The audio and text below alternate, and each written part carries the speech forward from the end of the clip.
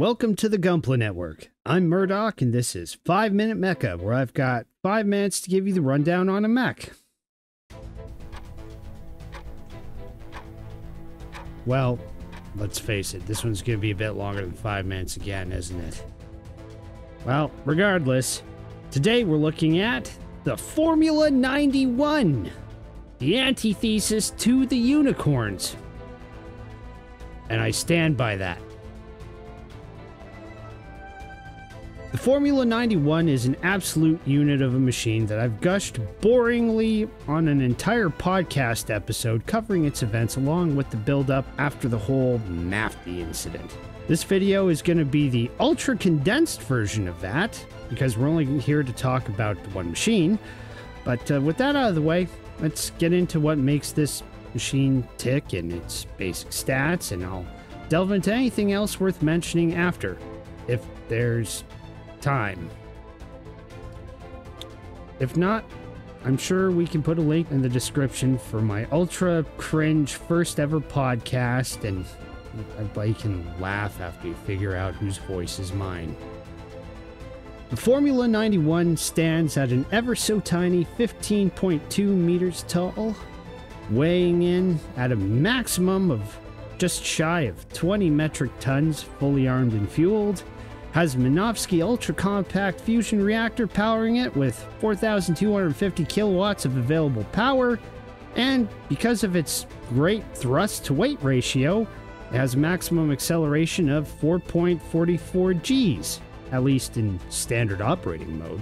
This machine was made to basically dance in space, as it comes packing 51 to 59 vernier thrusters and or apogee motors tucked away inside of it. Speaking of technology tucked away inside of it, the Fōmyura 91 comes loaded out the wazoo with fancy top-end hardware, or at least the one Berg Skred and later Seabook Arno get to pilot. More on those guys in a minute, if I have time.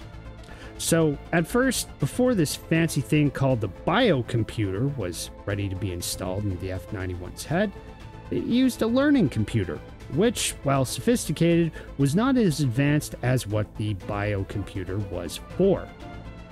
For example, the original Gundam used a more primitive learning computer for telemetry and combat data collection. It's how the GIMs were able to be mass-produced and used in a hurry after the Federation had time to disassemble and service the Gundam when it got to Jaburo. The biocomputer, though, well, this thing is a whole other animal. It was designed as a next-gen device based off the Psychomu system, but it kind of works inversely to how Psychomu operates, in that it takes sensory data from the machine and translates it into alpha, beta, and even gamma and delta waves localized to the operator. That's brainwave stuff. And provides them suggestions on courses of action. It can also act kind of like a Psychomu system and let the pilot operate the machine using thought alone. But to that end, the true potential of this device can only be unlocked when a new type is in the pilot seat. That being said, in order for all of that to even work, much like the 4th generation Gundams before it, the F91's cockpit was lined in Psycho frame to help with minimizing that lag for new type pilots, and on top of that, inside the cockpit, a biosensor module was actually hooked up to the pilot seat, along with the Psychomu subamp to help the biocomputer distinguish if its pilot was a new type or not. If the biosensor sounds familiar, it should. Both the Zeta and Double Zeta used one. So that was basically the internal horsepower stuff. This machine was also outfitted with this cool substance called Multiple Construction Armor, or MCA for short. It's basically a fancy composite armor with built-in cooling and electrical functions, kind of like your circulatory and nervous systems are also embedded close to the surface of your skin. Now that sounds weird, but it's the best analog I can really make. This material was based off the development of the Psycho frame some 20 years prior, and through special processes, it basically has a built-in eye field, if I'm understanding my source material properly. As if this Gundam wasn't OP enough, am I right? but it gets better. You kids are all familiar with 00's Trans Am, right? And some of the older Gundam fans here are familiar with how dangerous and OP the Zero system from Wing was. Well, this was the first conceptualization of all that with the biocomputer in the MCA, what they call MEEP, or metal peel-off effect. Because of the MCA, and through the use of these heat fins that come out of the F91 shoulders and the face mask releasing on the Gundam's head, MEEP mode is Formula 91's equivalent of going Super Saiyan. It's faster, harder to predict, and it leaves after images. And because, like it sounds, it's a physical peel-off, it baffles sensors and not just eyesight. This machine was a monster in the right hands, and it's pint-sized. Now onto its armaments. The Formula 91 had your standard head Vulcans.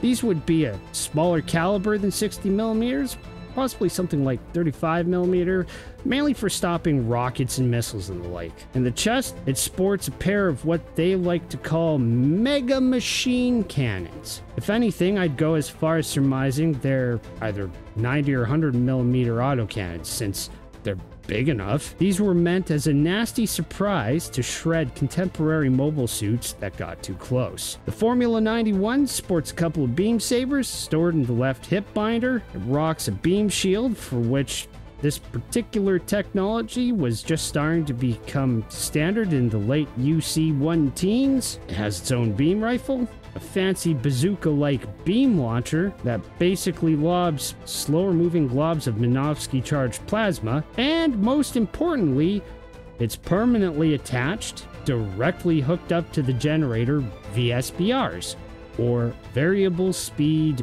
Beam Rifles. The VSBR was the ultimate beam warfare trump card on the battlefield at the time, capable of just firing your standard nasty, high-powered, slower travel speed beam attacks for higher damage output, or, this is the selling point, when you needed it to just make something disappear, and that something had a beam barrier or an eye field up, a high particle acceleration mode that pierced beam shields like they were paper. Now, I'm running well past the 5-minute mark, so I'll make this brief.